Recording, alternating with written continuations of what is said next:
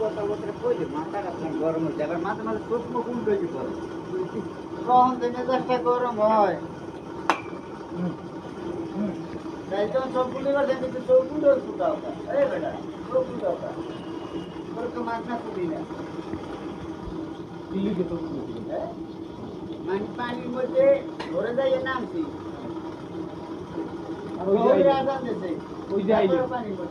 ওই যে আইলেন হ্যাঁ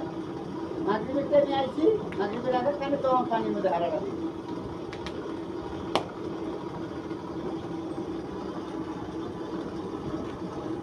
আর কপিটাতে পানি না আচ্ছা দেখতে দাও